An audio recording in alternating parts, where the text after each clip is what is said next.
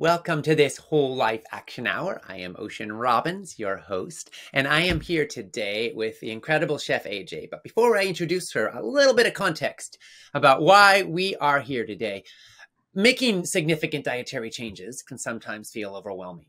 There are new foods to learn about, recipe substitutions to be made, new cooking skills that might need to be learned or developed. And ultimately, plant-based eating and living can feel so good that overcoming these obstacles is not only worth it, it can actually feel easier and more delicious over time. Through plant-based eating, more foods and flavors are explored than many standard diets, and healthy meals can be made simpler and less costly than you think.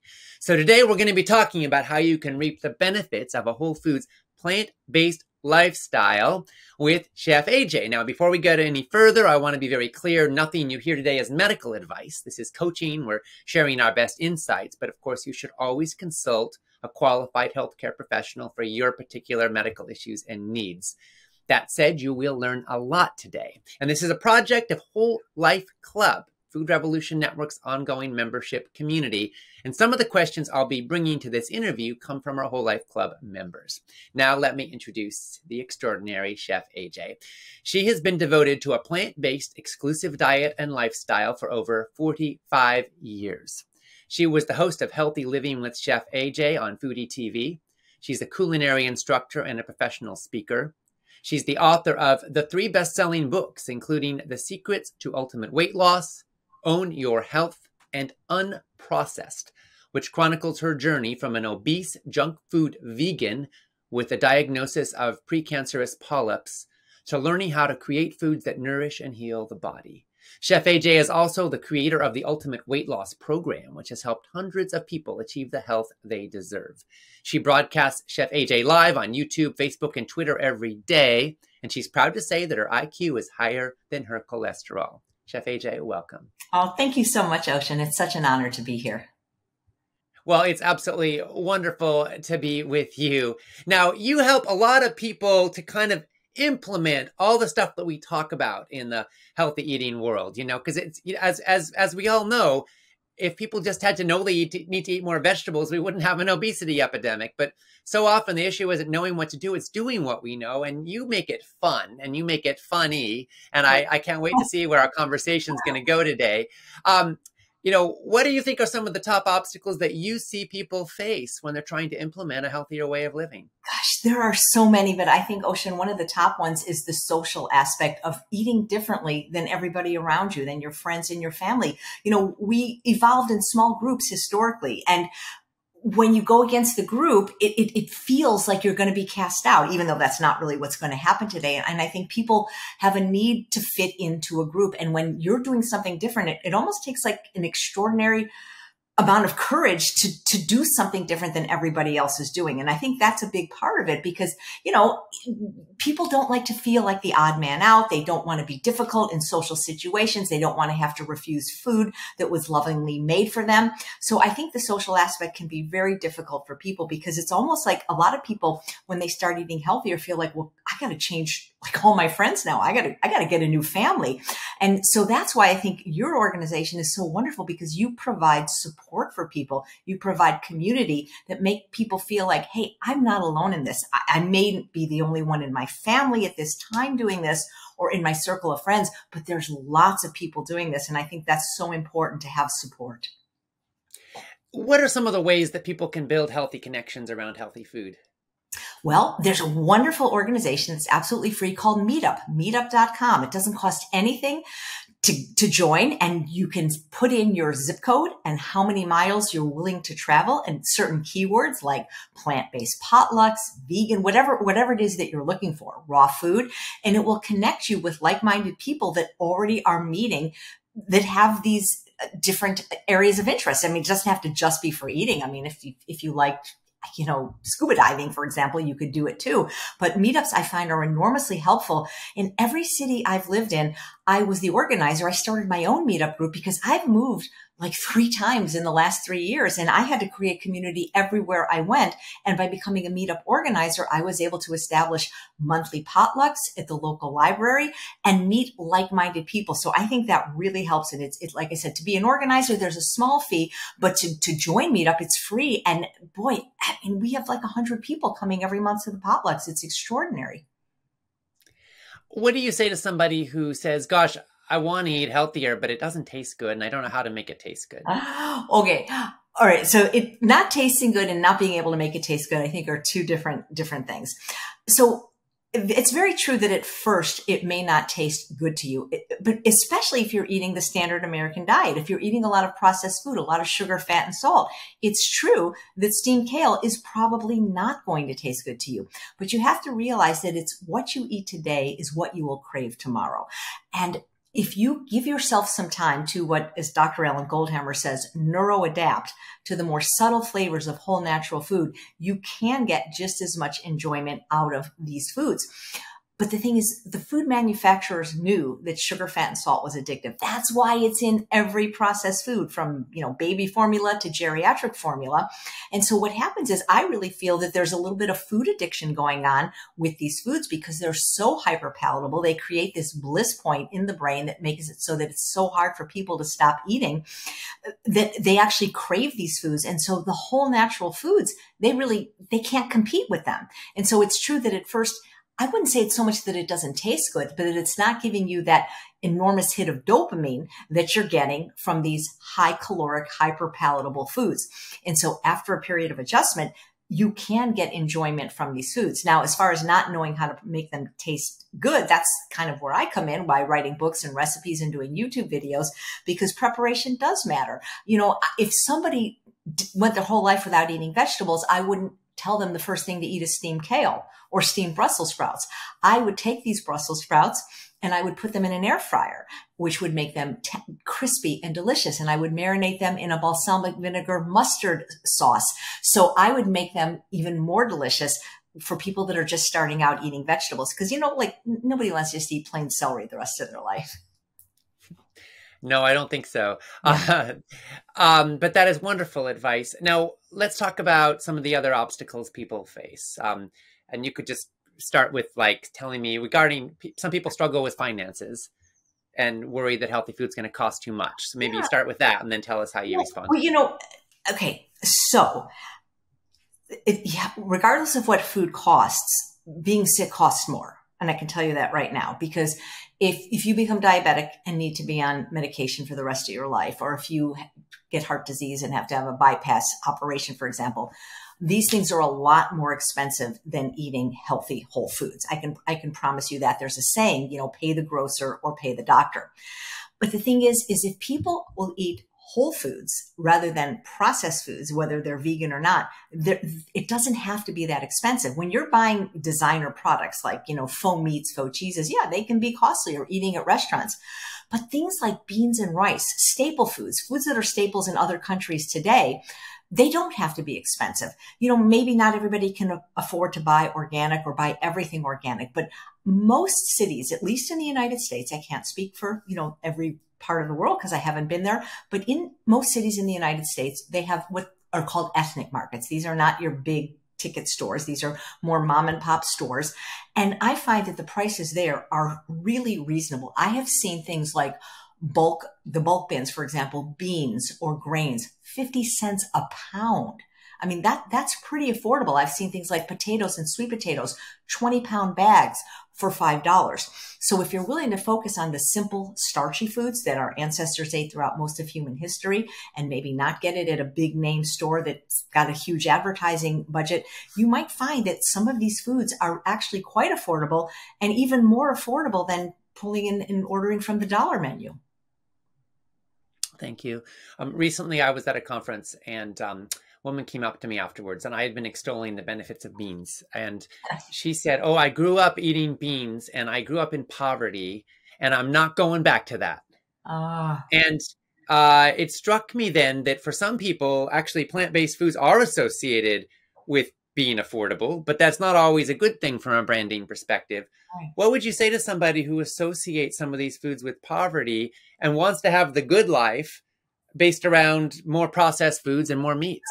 Well, I would have said to that lady, eat your beans wearing your diamond tiara then. Because, the thing is the people that ate those foods, even if they didn't have a lot of money, they also didn't have the diseases that are associated with the rich Western diet. That's why Dr. McDougall calls these the diseases of kings and queens, because back in the day, these were the only people that had those kind of diseases like gout, because they were the only ones that could afford the rich food, which is what makes so many people overweight and acquire these lifestyle diseases. So, I can understand her association, but I would hope that she would learn that these are foods that are going to keep you healthy. And, being wealthy is not enough, because, your health is your greatest wealth. Thank you. What about time? A lot of people feel like they don't have time to learn a new skill, and they certainly don't have time to cook everything from scratch. And, the processed food is so ubiquitous and it's so familiar. It takes time to learn a new habit. What do you say to someone who's busy? Well, here's the thing with time, Ocean. Life isn't fair. Different people have different levels of income and, all different assets. But the one thing that is fair in life I've found is time, that every single one of us has the same 24 hours a day, 168 hours a week. We all are given that. And so it's not that you don't have enough time. It's that you don't manage your time in a way that you can prioritize things like healthy cooking and healthy eating. Now, it's true that cooking food from scratch is never going to be as quick as driving through the dollar menu.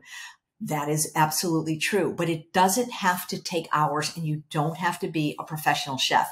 But you do need to learn, in my opinion, unless you have somebody doing it for you, which is always an option. I mean, they have whole food, plant-based food delivery services now, at least in the United States, for people that are wanting to do that do not want to cook themselves. And there are people that hire somebody. But if you could learn just a few basic kitchen skills, like, for example, learning how to use an Instant Pot. I mean, Instant Pots, yes, there'll be an initial cost. I've seen them as low as $39, though, at Walmart. So many people can't afford this one appliance. But simple skills like learning to throw in some sweet potatoes and broccoli, and put some water in, and onion and garlic and spices, and push a button and make soup. There's things that I think the average person can learn that will facilitate this and make this easier. The other thing I find that's enormously helpful is learning some kind of batch cooking process. That's going to look different to different people, because different people have different work schedules. So I can't say, well, do this every Sunday. But if you could just invest a couple hours a week making food for the week, it makes it so much easier, and you end up saving so much time, because you have healthy food ready, both what you just prepared, some of which you've frozen. And this, again, where community can be a great thing, is if you have other people enrolled in healthy eating, you can do food swaps. I know an entire community in Dallas that literally does this. They have these swaps where they're each bringing like either one component or one ingredient or one soup, and they mix and match, and they're good for the week. It's incredible. So I think those are things that can really help people, is a little bit of preparation. Awesome. Thank you. What about relationships? If somebody is going on a new way of eating and not everyone in their family is supportive, what advice do you have so they don't feel alienated and they don't lose connection with people they love, but we can also be true to our own values and take care of ourselves? That can be really hard, especially if the people aren't supportive.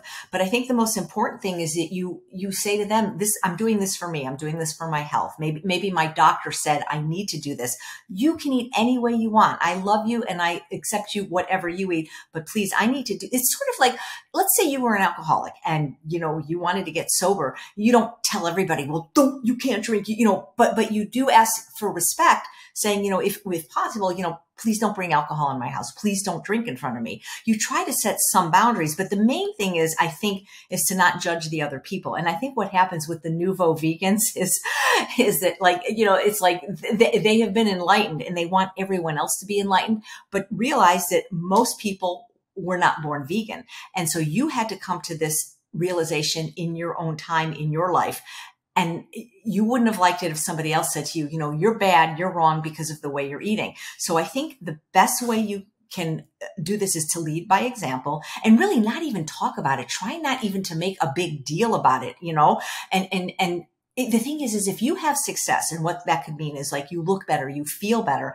A lot of times people will come to you and ask you, what are you doing? And then you can say, well, I had this health challenge and I went on a vegan, or I went on a plant-based diet, and these numbers improved and I'm feeling great. If you'd like some more information, I'm happy to share it. But I think, I think, it's like they say, I do me, you do you. And I think that's the best thing, because you don't want diet wars in your house. You really don't. That said, if there's a particular food that really is troublesome for you, you're going to have those difficult conversations. This is the biggest problem is I can't, honey, I can't have this in the house. I want to be here a long time for you, to take care of you and the kids. And, when you bring in pizza and chips, it's not you, it's me. I can't resist, these are difficult. Listen, that's what I said at the beginning. It's the social interaction. It's the human interaction that I think is the hardest part about this for most people. Yes, thank you. So let's talk a little bit about, you've commented that there's a correlation between cooking and sticking to a plant-based diet. So can you tell us why that's so crucial? Yeah, I do think there is a correlation between cooking and the ability to stick long-term to a plant-based diet. Because if you are relying on other people for your success, I think you're going to be waiting a long time. Because look, the world is not set up for any of us to be optimally healthy anymore. And so that's why you have to sort of be your own locus of control and be responsible for your own food.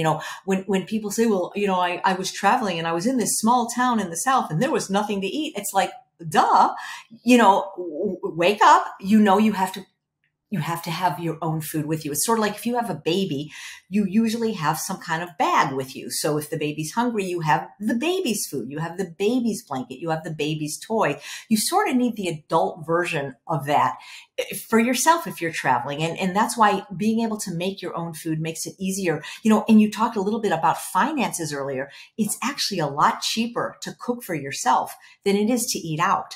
And that right there, whether it's vegan or not, eating at restaurants it's not cheap, other than, maybe, like I said, the dollar menu. So being able to cook these meals, I think it gives you confidence too, that you can do this. And, eventually you will learn to love your food as much as everybody else's, maybe even more. Yeah, thank you. We learn to love foods that love us back. Yeah, absolutely.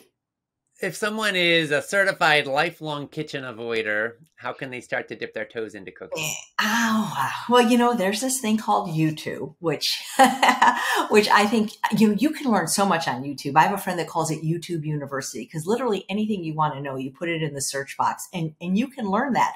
And plant-based cooking, vegan cooking is so popular on YouTube. I mean, there are these extraordinary people that aren't professional chefs that have very successful channels where they will show you, Instagram as well, how very quickly and easily to make some of these foods. Taking a cooking class is always an option. And with the pandemic, what happened is so many of these wonderful cooking schools that used to only be in person are now offering their curriculum online. And it doesn't mean you have to go to chef school that's, 9 months or a year, but you can take courses here and there to learn specific things, whether it's learning how to make soup or learning how to use your Instant Pot or your air fryer. So I think learning online now is a great way to learn for people that don't have access to these in-person classes. So you can learn to cook. You really can. And I think it gives you so much freedom when you can take control of your own eating that way, if it's important to you. Fabulous. Thank you. If somebody's concerned about time, what can they look forward to when they get skilled? About how much time could someone spend cooking in a week and eat awesome, healthy, wholesome foods? I would say, and again, I can't tell you what the shopping time is, because I don't know how far you live from the store and whether you're a dawdler in the market or you're like me where you with a list, right? So let's say you've got all the food, however you get it. And by the way, you can have your groceries delivered now. It's not that expensive. That's another wonderful thing that happened through the pandemic is most places will deliver groceries. So if you do that, you've saved however much time it would have taken to drive to the store and shop. So, but doing the washing, the chopping, that kind of thing, I would estimate that once you get your skill going, you could probably invest a mere 3 hours a week to have food for the whole week. And that's not a lot because you can do something else at the same time. And so that's what I recommend to people. It doesn't have to take very long. Fabulous. Thank you so much for that. What about cooking gadgets? Can you tell us a few of the things that you think are really helpful time savers and even money savers that are worth investing in? I really do, and it doesn't have to be an Instant Pot. It's sort of the name that's most known, but a pressure cooker, an electric pressure cooker. And the reason I prefer the electric pressure cooker over the old-fashioned stovetop is you can literally set it, forget it. So imagine you're a busy working mom or somebody that's worked all day. You could come home and like I have this recipe. It's called cauliflower bisque. It's one of my most popular recipes. You literally take an entire head of cauliflower. You don't cut it up. You dump the whole thing whole in the Instant Pot. You take some Hannah yams or your favorite sweet potato. You don't cut it up. You put it in. You take an onion that's peeled. You don't cut it up. You put it in. Some garlic, some spices, of course, some water. You need water to cook. You push the button for 10 minutes. And now it's going to take more than 10 minutes. It takes 10 minutes once it gets up to pressure. But let's say the whole thing takes 30 minutes. So what do you do in that 30 minutes? Well, you can unwind. You can take a bath. You can play with your kids. You can walk your dog. It took almost no time to dump those things in the Instant Pot. And then when it beeps, you just take a little stick blender or immersion blender, add a little plant milk, and you've got the most delicious, thick, creamy soup. It makes a huge amount. You can eat some. You can freeze some. And so that's what I love about the pressure cooker, the Instant Pot, is you can basically set it, forget it. If it comes to pressure and you're out walking your dog, it's fine. It will turn itself to a warming setting. So I found that appliance was, as a busy person, was a real game changer for me because I didn't have to sit there in front of a stove waiting for it to boil. You know, it was like time that seemed like it was so wasted. So that's what I love about the Instant Pot. Set it, forget it, and be on your way and enjoy healthy food fast. Since we got one of those, there's a lot less burnt pots around our kitchen too. So many times I've been like, oh, I'll be there. And then I get distracted and the water boils over and there's a big mess to clean up. And I'm like, oh, yeah. So, or things just burn because you just sit there and suddenly the smoke alarm goes off, right? So absolutely. And it's faster because with pressure cooking, you're cooking at a higher temperature than even boiling, which you can't do on a conventional stove. And, slow cookers are nice and they have a place, but they take a long time. So I'm really a fan. If I was going to pick one appliance for people to have, and a lot of people say, oh, I don't need one. Well, maybe you don't, but most of the time when people get one, they're pretty happy with it. And they come in so many different sizes, 3 quart, 6 quart, 8 quart. I think there's a 10 quart now. So if you have a big family, make it so easy to batch cook your grains, your beans, those kind of things. And I think that's why they're so popular, is because people really realize what a value they are. Yeah, fabulous. AJ, you use the term junk food vegan to refer to your past self. Yeah.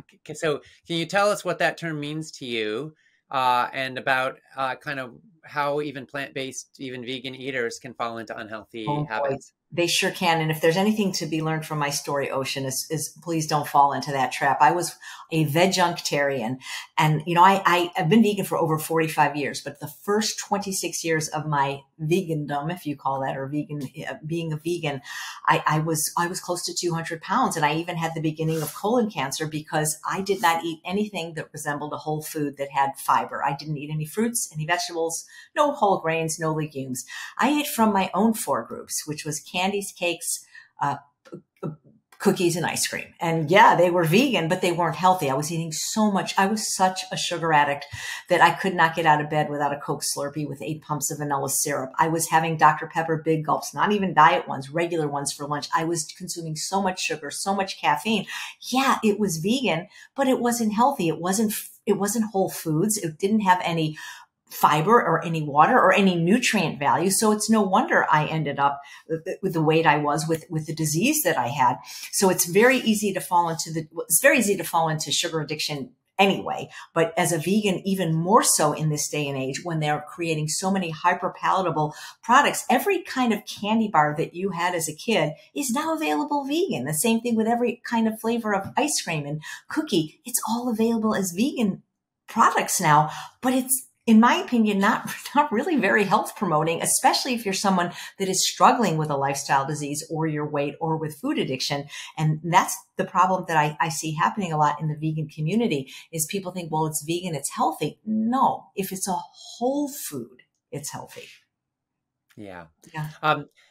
Can you speak to the scope of the obesity crisis and also tie that into food addiction for Yes. us? Well, I don't think it's a mistake that the foods that are the lowest in nutrient value are also the foods that are highest in caloric density. I mean, because these are foods that were manufactured. There's a few plant foods that have a bit high of a higher caloric density, nuts, seeds, and avocados, for example, a little bit higher.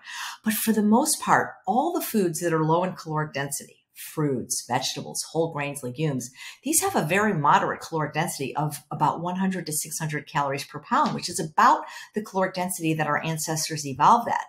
But these manufactured foods, things like sugar and flour and alcohol and oil, these are things that do not exist in nature. It did not throughout all of human history and still don't. These are manufactured food.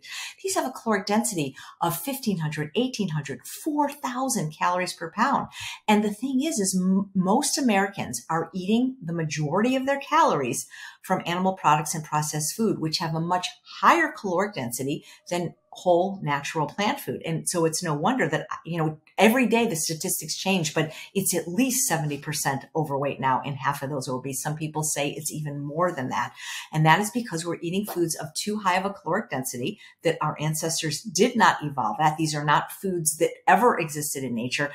But the other problem, in addition to their high caloric density, is they're missing the fiber. They're missing the water. And these are what are in whole plants like fruits, vegetables, whole grains, and legumes, because these are what fill you up on fewer calories. So it's almost impossible to eat this unless you're just genetically, I don't want to even say blessed, because I'm not even sure it's a blessing to be able to eat these foods. But for the most part, when you're eating these high calorie foods, you're not consuming fiber, which is the most important component, in my opinion, or one of the most important components in food, because it does so many things for you. It helps flush out toxins from the system. It binds to waste and cholesterol. It tricks the brain into feeling it's full on fewer calories. So when you're eating these processed foods, you're eating basically a fiberless diet. And fiber is what puts the brakes on. It what helps you get full on fewer calories and stop eating.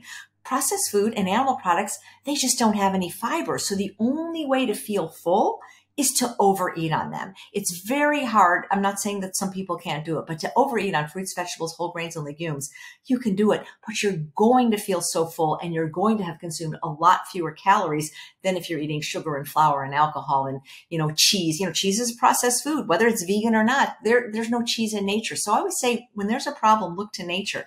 If that product doesn't exist in nature, it maybe shouldn't exist in your pantry either. Yeah, thank you.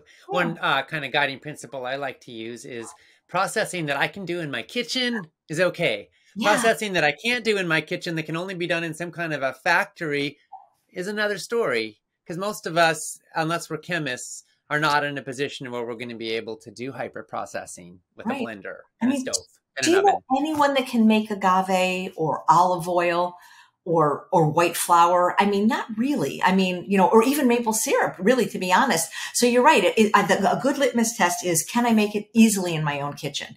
I don't, although I don't do this, I could make tofu. I really could. It's not that complicated, but I can't make high fructose corn syrup. Yeah, exactly. Yeah. What about desserts? You used to make desserts, vegan desserts, I believe. Yeah. Now you're not a big fan of the processed sweeteners, but tell us, are there healthy desserts that can fit in a plant-based lifestyle? Absolutely. I was actually an executive pastry chef at a Los Angeles restaurant called Sauté for about 5 years. And I made desserts sweetened with fruit, the whole fruit, and nothing but the whole fruit. There are wonderful fruits like dates, for example, that have water and fiber and vitamins and minerals and phytochemicals and antioxidants and micronutrients that can be made into a lovely paste just by using water. That anything you can make with sugar, I can make with dates. And they are so healthy and so nutritious, and they're so sweet. They're really like nature's candy. And while they they will fill you up because of the fact that they still have their fiber intact, and they're just so much healthier. They're also lower in caloric density. Even though dates are about 1,300 calories per pound, it's still less than sugar, which is 1,800 calories per pound.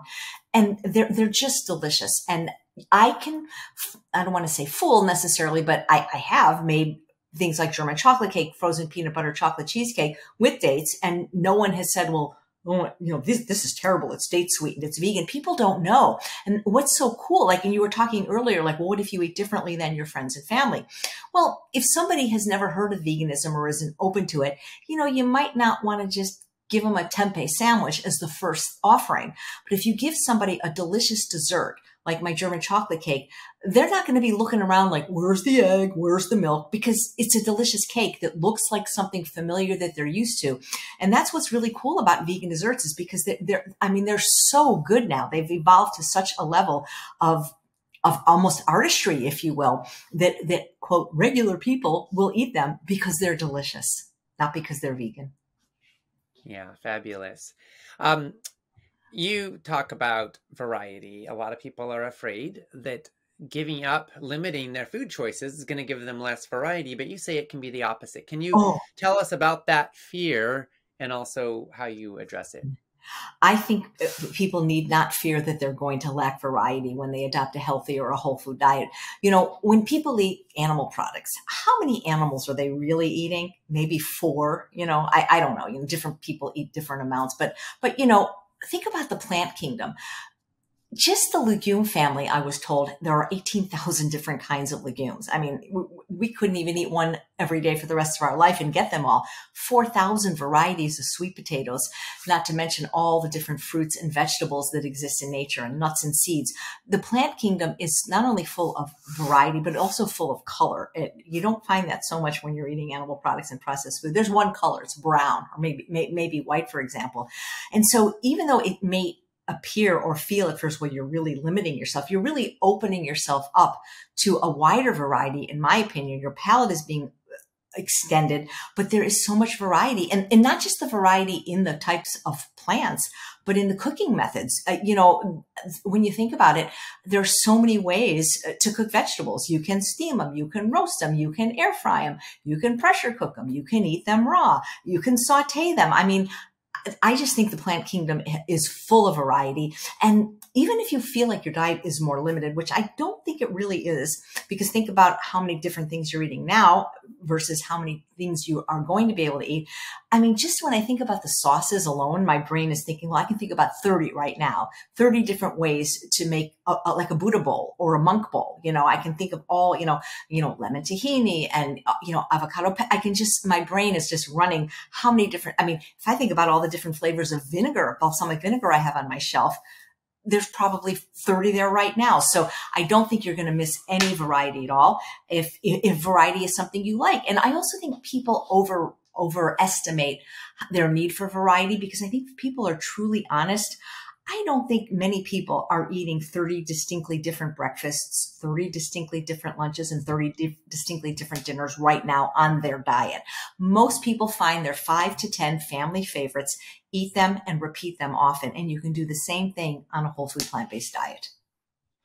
Wonderful. Thank you so much. That's beautiful. What do you say to someone who says, I just don't like vegetables? It's so funny because I know you've had Dr. Furman on your show before, and I feel like I always hear him say, if you don't like vegetables, you better live close to a hospital. He says that a lot. So I want you to know that there's hope, because I didn't like vegetables either, and I didn't eat them till I was 43. But I want you to know that vegetables are magical. They really are. And if there was one food that I would recommend over all other foods to people, it would be non-starchy vegetables, particularly greens. Especially if you're somebody that's struggling with your weight or struggling with some kind of lifestyle disease, vegetables are not only the foods that are highest in nutrient density, they're lowest in caloric density, but they have this magical component in them called thylakoids. And if the drug company could put it in a pill, they would, because these thylakoids, they block fat absorption. They literally help you fight your cravings for sugar and turn off your hunger switch. They're magical. So, I didn't exercise until I was in my 50s, and I would be like, well, I don't like exercise, And then, people said to me, well, then, do the exercise you hate the least, which for me is yoga. And it's the same thing with vegetables. You don't like them because they are only 100 calories per pound. And the more calorically concentrated the calories, the more dopamine, this feel-good neurotransmitter that's released whenever we have a pleasurable experience, is released in the brain. So it's really not that you don't like vegetables. It's just that they don't give you that hit of dopamine that you have become accustomed to or addicted to by eating these high-fat, high-calorie, hyper-palatable foods. But so what you do is if you really don't like them, find ways to incorporate them. So there's the stealth method, for example. Most people like pasta with marinara sauce. Most people do. You can be hiding things like vegetables in the marinara sauce, like extra carrots, like a little bit of greens, like spinach, where you won't taste it, your kids won't taste it, but the nutrition will be there. Once you get used to vegetables and you see what they do, not just for your waistline, but for your skin and for just your overall well-being, you can actually learn to love them, crave them, and actually miss them when you don't have them. And I'm talking from experience. I didn't eat vegetables till I was 43, and now I can't imagine going a day without at least 1 or 2 pounds of them. Cooking methods do make a difference. As I mentioned earlier, if you don't like vegetables, you're probably not going to want to eat plain steamed kale or plain steamed Brussels sprouts. But when you air fry or roast your Brussels sprouts in a marinade of my favorite 2 things, which is balsamic vinegar and mustard, they taste like candy. So find ways to make them taste delicious, like roasting, because roasting brings out the sweetness. Find sauces that you like, but I would imagine most people watching this are an adult. And when you're an adult, you know that just because you don't like something doesn't mean you can't do it. Like you might not like your job or like going to work, but you still do it. It's like brushing your teeth. Whether you like it or not, most people do it. And it's developing this habit. And by pairing it with, like we talked about, doing batch cooking, you might think, oh, that's boring, but not if you're listening to your favorite podcast. Pair vegetables with something you love. So, for example, sweet potatoes and broccoli is my favorite meal. Broccoli is not my favorite meal. So combine it with something you like and start small. Don't feel like, oh, I got to eat 2 pounds of vegetables a day like Chef AJ. Chef AJ didn't eat 2 pounds of vegetables the first day or the first 43 years. Start small. Let it grow bigger until it's a habit. And just know that just because you can't do everything doesn't mean you shouldn't do anything. Start where you are. I think a great way to get people to eat vegetables that aren't eating any vegetables is the way I did it, is with a smoothie. Because a smoothie, I don't really drink smoothies now, but starting out, I couldn't go from Coke Slurpees in the morning, to steamed kale. That was too far of a reach. But what I could do was go for Coke Slurpees to smoothies. And so my first smoothie, after coming off, processed sugar and, switching to dates, which I thought of as methadone, was I would make a smoothie that had spinach in it, but it also had cocoa powder in it. You couldn't taste the spinach or see the spinach. There was a half a pound in there. It had a few dates in there, but it tasted like a chocolate shake. Eventually, I was able to let the cocoa powder and the dates go, not right away, and then have a green smoothie. It still had a lot of delicious fruit in it, like bananas and blueberries. So that was a way that I could get my greens in. It's like by any greens necessary. So that could be I prefer smoothies to juices because juices remove the fiber. And we talked about how important the fiber is, not just for satiety, but for all the health benefits. But that could be a great place to start. Start where you are, because that's the only place you can start. And if you hate vegetables, make my nutrient-rich chocolate smoothie. I have fooled kids. They do not detect the spinach. Start there. Look for ways to add vegetables to every meal. Fruits too, but vegetables especially. And if you hate all vegetables, find the one you hate the least. Maybe it's a cucumber or a cherry tomato, which, technically are fruit. But the more you do something, the more you'll like it. Many people have had children that turned their head away from the spoon. Maybe the first food maybe you offered your kid a sweet potato or something, and he turned his head. You didn't say, oh, well, I'm never going to give Johnny sweet potatoes again. Clearly, he doesn't like it. No, you got to offer that 10, 15 times. That's how it becomes a preferred food. If you hate vegetables, eat vegetables. And eventually you will learn to love them or at least tolerate them. And I can't emphasize enough, when you see what they do for you, You will love them. They're like your makeup. I mean, I had somebody say to me, I can't believe you're 63 years old. Your skin, have you had any work done? And I'm like, no, because I'm afraid of it. Well, how come your skin's so good? I go, I eat a lot of vegetables. I mean, that's the secret, really. Wow, so much wisdom in there. I'm remembering one of the happiest miserable moments of my life was when our kids were like 4 years old and we ran out of broccoli and they had a meltdown. That's hilarious. That's hilarious. They're like, "Where's the broccoli? I want broccoli." I was like, "Yes." That is great. What a proud moment. Yeah. So could you tell us what are your top 10 or so foods that you would recommend for someone who is switching over to a plant-based diet? What kind of foods should they be leaning into? Well, one of the things, and there's so many, there's a few categories or different foods they can find. They got to have their starches. You can't just eat fruits and vegetables, in my opinion, and be successful. I mean, there are people that do. There are raw foodists, and if you can do that, that's great. But most of us need the bulk of our calories, since we're not getting it anymore from processed foods or animal products. We need the starches. And by starch, we mean the complex unrefined carbohydrates, which come in a few different categories. There's the legume category, which includes beans, split peas, lentils, peas, for example. Very healthy, very satiating. There is the whole grain category, and there are so many whole grains with or without gluten: quinoa, teff, millet, amaranth, oats, sorghum, rice, some that you've probably never even heard of. Satiating and delicious, eat throughout the world, throughout most of human history. Think about Asia and rice, I mean, that they are very healthy, even living on white rice. Then there's my favorite category, which is the potatoes and sweet potatoes. Again, these foods are very low in caloric density, and there are so many varieties. I love the Hana yam myself. These are the white sweet potatoes, but there's so many varieties of both sweet potatoes and regular potatoes. And then the winter squashes, which I feel a lot of people overlook, but if they could taste them, they are delicious. And these are things like the kabocha squash, the delicata squash, the acorn squash, the butternut squash. Again, low in caloric density, high in nutrient density, delicious, lends itself well towards side dishes, soups, so many ways to prepare these lovely squashes. So you want to get that's like when I say meat, like the meat of your diet, you're going to need that starch, that satiating starch to fill you up. And then you're going to round it out with as many fruits and vegetables as you can eat. And then, of course, you'll use your higher fat plant foods, nuts, seeds, and avocados, either for garnishes or sauces. And you can be very healthy, and you can be very, very happy in your tummy eating these foods. I promise you. Just give it a chance. Can you talk a bit about your take on the plant-based meat, dairy, egg imitation products? Do they have any place in a healthy diet, and what's the right and wrong use of them? So my take on all the analogs now, I almost want to say no comment. And I often feel like this is exactly why I've never gotten jury duty, because I really do see both sides of this.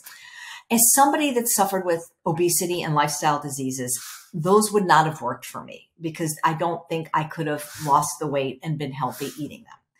That said, if people need them as a transition food, the way that I used dates was as a transition food to eating fruit, because I couldn't go from, Coke Slurpees and Dr. Peppers to kale. I made rich desserts with dates and nuts in the transition.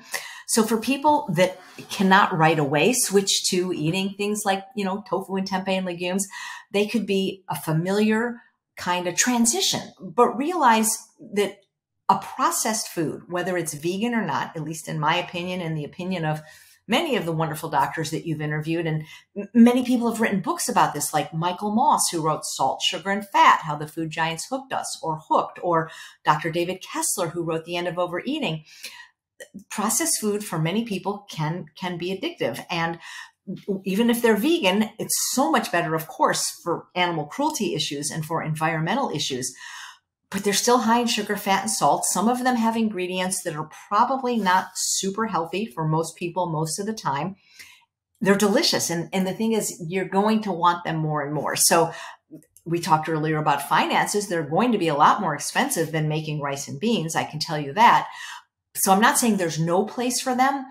If you're a healthy person, I would not construct my entire diet on meat analogs, cheese analogs, egg analogs. If you have them as a treat, But the thing is most of the people I know are like me, and we score very high in food addiction, and we don't know how to treat those treats as treats. We know how to just eat a lot of them all the time. And so I find for me, it's just better to abstain. But again, I feel like it's going to be an individual thing. There could be a place for them in some people's diets. You have to know yourself is really the thing I would recommend. Thank you so much. What are some of your top recommendations for people who might be afraid of missing out on mayo-based sauces? Oh, that's not hard anymore. There's so many ways to make creamy, delicious sauces now. So we'll start with the highest caloric density and move our way down. So cashews, macadamia nuts. Nuts are amazing. You soak them. You get a high power blender if you can. You can make, or tahini, which is already, you don't even need a blender because it's already been processed for you. Those can make delicious sauces. They can taste like mayo or aioli. There's so many recipes like that. And they have the mouthfeel because they have the fat in there. Absolutely delicious. Going a little bit down on the caloric density chart, moving a little bit to the left, tofu, for example. When people say they hate tofu, I'm like, really? Because it doesn't taste like anything to me. Tofu takes on the taste of whatever you're cooking it in, whatever you marinate it in. It's a blank slate, but it's extremely creamy. It's made out of soybeans, out of edamame. And again, it's a little bit higher in fat, so it has that mouthfeel, and you can make amazing mayo-like sauces or dressings with it. Believe it or not, the potato can do the same thing. Especially I find the Yukon Gold is very creamy. You can use that to make creamy sauces. Beans, meaning the whiter beans, like the cannellini beans, those can also make delicious creamy sauces. And lately I've been using the food that's lowest in caloric density to create things like honey mustard dressing and all kinds of dips, which is cauliflower. Believe it or not, cauliflower, like tofu, is extremely neutral. And it's so easy to find now, fresh or frozen, riced or whole. And it is, after you steam it, it is so creamy. It makes the most amazing sauces. And so those are the nuts, seeds, beans, tofu, potato, cauliflower. Those are 5 or 6 ways right there that you can make creamy sauces. Thank you so much. What about alternatives to traditional breakfast foods? If someone wants to start the day off right. Well, if they don't, you get vegan Pop-Tarts now. So that could be for some people a traditional breakfast food right there.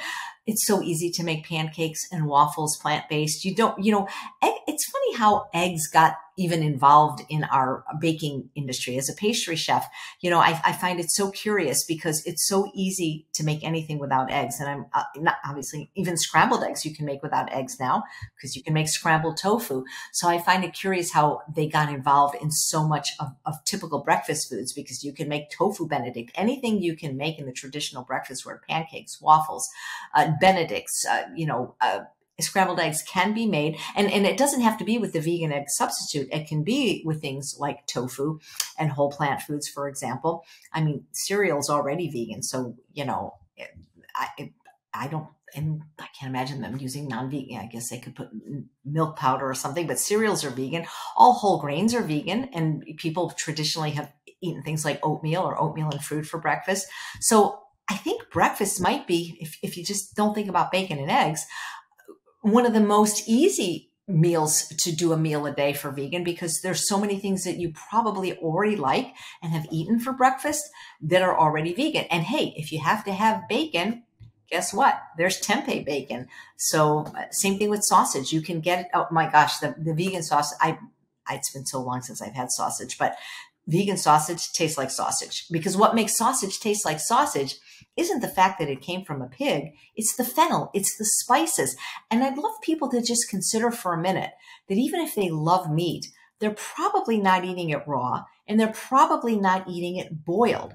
They're probably putting some kind of spices on it, which guess what, are made from plants, or some kind of delicious sauce on it, which again are made from plants. So you really eat the plants and love the plants. You just haven't thought about it that way. Thank you. Jeanette said, I've been eating a whole food diet from 2000 to 2016. Then for years after that, I was working and helping take care of my mom. She's now transitioned into heaven. my lifestyle deteriorated, but it's now come back to becoming healthy as I'm focusing on my health. What would you recommend to boost my healthy eating again, and to build muscle? Yeah. Well, if she means build muscle, like as in lifting weights, kind of build muscle, that's done in the gym. So I'm not so convinced that there's any particular food out there that's going to help you build muscle. So I always say that, the fitness aspect, that's done in the working out aspect. And that's what I would recommend for that. But to get back in the game, well, first of all, I'm sorry for your loss, of course, and that you had to go through that stress. And the first thing I would say is, if you still have any of those foods from when you kind of fell off the plan in your house, get them out. Get them out. When in doubt, throw it out. Because I have a saying that I've been saying for many years now: if it's in your house, it's in your mouth. So let's start replacing any less desirable foods in your house with the ones we talked about today: fruits, vegetables, whole grains, and legumes. And I think you can, you did it before, you can do it again. And so, life is going to throw you curveballs, and people are going to unfortunately get sick and pass away. And there's going to be car accidents and sick kids and things like that. So when you said build muscle, the muscle I think you want to build is that muscle of compliance, that muscle of eating healthy, batch cooking. That's the muscle I want to see you build, so that you can do what you did 6 years ago again. And good luck. Thank you. Joanne said, if you could only pick two veggies, a green one and a yellow or orange one, and have them available in abundance for a whole week to plan your plant-based meals, what would you choose? And plus, what would you do with them, breakfast, lunch, and dinner, matching them up with what cooking techniques or spices or herbs or grains or legumes to create recipes and variety? She's asking you to share some concepts and ideas to get us started. Okay. So I don't know if she means starchy vegetables or non-starchy. So I'm going to assume she probably means non-starchy, but I could be wrong. So yellow, I don't know if there's a lot of yellow vegetables. The only two that I can think of right now are crookneck squash, which is like zucchini, but it's yellow, and yellow bell pepper. I'm going to take the crookneck squash for my yellow. And for my green, I'm going to take broccoli just because I really like it, but I also really like Brussels sprouts. So one of the things that's really cool about crookneck squash or zucchini or any of those squashes is there's so many things you can do with it. So for example, you can eat it raw, you can shred it, you can eat it raw in a salad. But what's really cool is you can spiralize zucchini. So you can turn it into like pasta, and there's just so many things you can do with it, because you can make a pesto sauce. You can make a marinara sauce. Noodles are fun. Kids love noodles. I love noodles. Every Lady in the Tramp. I love the long strands of zucchini, which can also be yellow. So for breakfast, what you could do, and I'm assuming we're allowed to add other ingredients and not just use these vegetables. But one of the things I was thinking is like a frittata or a tofu scramble, where either the zucchini, which we just talked about, the yellow zucchini, the crookneck, or the broccoli could be incorporated into, with, of course, wonderful herbs and spices and onion and things like that. So for lunch, boy, what could we do for lunch? Zucchini or the crookneck squash, delicious grilled, delicious air fried. And what else we do? This is going to sound really weird unless you've done it. You can actually make milk out of zucchini. You can peel it, and you can actually make milk out of it. And I've done that. Like when I've been out of plant milk, you can make potato milk. You can make zucchini milk. So I could use that to make a soup. That can be like my cream soup if I'm making a soup. So I'm hoping there's a potato around, because I can, if I have potatoes and broccoli, I could do a lot of things. Sweet potatoes or potatoes and broccoli. I love to eat those just together, just regular roasted sweet potatoes with some broccoli. That's my favorite meal. I eat it every day for lunch. Not the orange ones. The lighter colored ones are my favorite. What do I do for dinner? Probably the soup. Like I said, I would turn the zucchini into a plant milk. I would get some onion. I would cook some broccoli. I need some potatoes or some rice in there, but I could probably do it. And I would love to have that as a physical challenge, because most of my recipes were created in a manner where it was like an Iron Chef, where people said, these are the ingredients, make something. So I love the question, because it really does get me thinking. It's a great question. Fun. Thank you. Nina asked, how do I prevent vegetables from getting tough and shriveling when stir frying with water and no oil? So I didn't know that happened. I'm not understand. The only thing I would say is You don't need oil to stir fry, but you can use liquid. So it's nothing magical about the oil that I think is keeping them from shriveling. It might be that you're just using a dry pan and not adding any liquid, in which case you can use water. You can use low sodium or no sodium vegetable broth. So that's what I would recommend. The other thing is it possible that your heat is turned too high, which is what is drying them out? But I would say make sure you have a good pan and add some liquid. It doesn't have to be a lot of liquid, but maybe the fact that if the heat is too high or there's not enough moisture, and also different vegetables have different water content, right? So something like zucchini is going to have high water content. Tomato is going to have high water content. Something like, broccoli, maybe a little bit less. So I would say maybe lower heat and add some liquid to the pan, and hopefully that will improve the situation. Thank you. Nina asked, does roasting affect the nutrition content of vegetables? Yeah, I think it probably does. I'm not a nutritional scientist, but I do believe that you do lose about, I don't know, was it 30% of the vitamins and minerals when you cook your food. That said, my understanding from taking some raw food courses actually there are certain nutrients that actually become more bioavailable when cooked. So for example, the lycopene in greens like spinach, the carotenoids in the orange vegetables or the tomatoes, lycopene is from tomatoes, excuse me. Lycopene from tomatoes, lutein from greens like spinach, and carotenoids from sweet potatoes actually become more bioavailable when we cook them. So, you can eat all your food raw, but it's going to be hard to probably eat at restaurants, eat at other people's houses. I think you should eat a lot of raw food in the form of salads and fruit, but I don't think there's anything wrong with cooking your food. It also, in my opinion, kind of makes it more delicious. I do enjoy eating cooked food. There's a wonderful book called Catching Fire by Wrangham that talks about the history of eating cooked food. And believe it or not, we've cooked our food now longer than we haven't in the timeline of human history. And so. Yeah, thank you. Nina asked, is there a way to make an oil-free bread? Yes. So there are wonderful recipes on a channel called Whole Food Plant-Based Cooking Show. It's a YouTube show, Jill Dalton and Jeffrey Dalton. And I have made her breads before. They're incredible. They use whole grains that you soak, like quinoa or buckwheat, and they're phenomenal. And so absolutely, yes. And they're delicious. And that's where I would direct you, but absolutely. And you can buy oil-free bread. A brand that I can think of off the top of my head would be Ezekiel. And I'm pretty sure there's no oil in there. It's sprouted grains, but yes, you can buy and you can make bread without oil. Thank you. Nina also asked, what are your thoughts on tahini oil? I guess she means the oil that sort of filters to the top when it sits for a while. She's asking if it's okay to use for cooking rather than throwing it out. Yeah, so I eat more of a lower fat diet because of my medical history. I probably would throw it out personally, because if you believe that oil, of course you're going to believe that oil is calorically dense, because that's just a fact. It's 4,000 calories per pound. I don't think you necessarily need it for flavor or for cooking.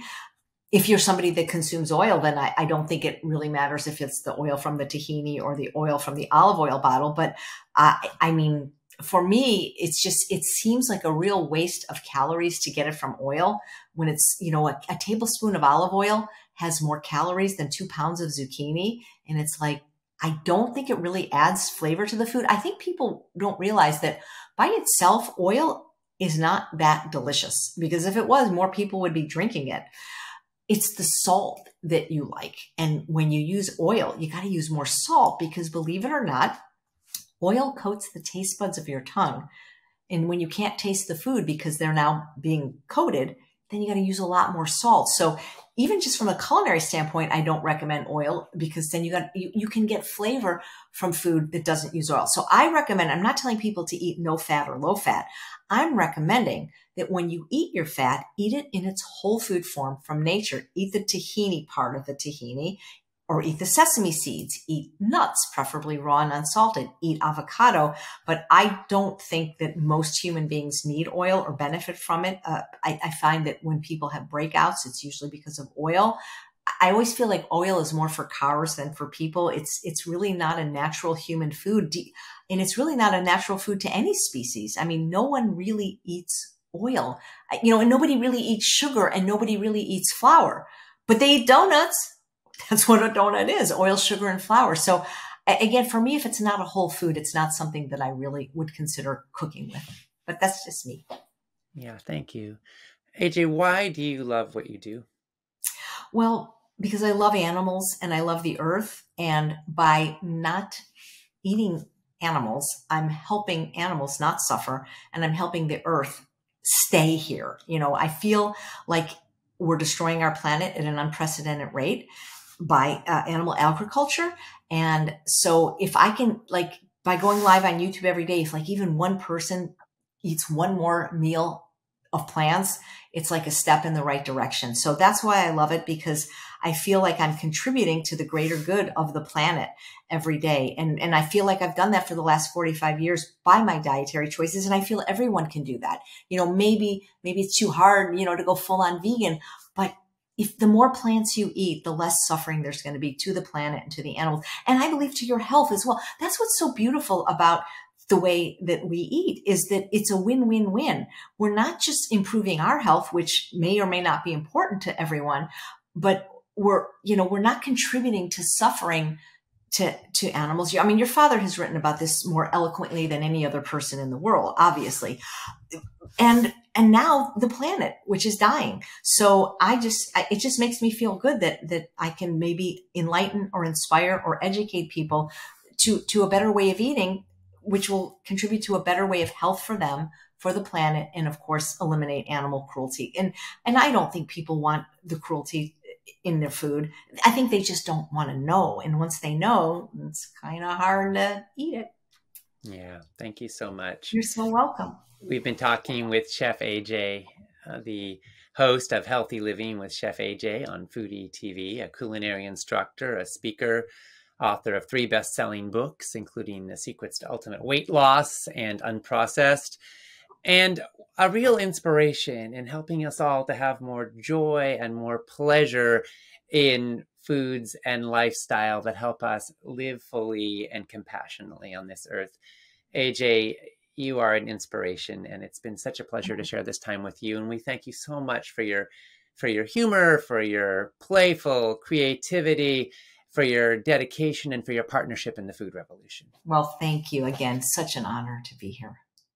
When it comes to cancer, Alzheimer's, diabetes, heart disease, and other chronic illness, what really matters isn't how many books you read, how many webinars you attend, or how much you know. What really matters at the end of the day is what you eat and how you live. The science has given us what we need to know. Now it's time for action. It's time to implement and optimize your healthy lifestyle. It's time to get results. It's time to say goodbye to confusion and hello to clarity. It's time to say goodbye to bad habits and hello to good ones.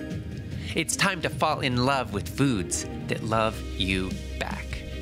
It's time to join a community that will support you in achieving your goals. It's time for Whole Life Club.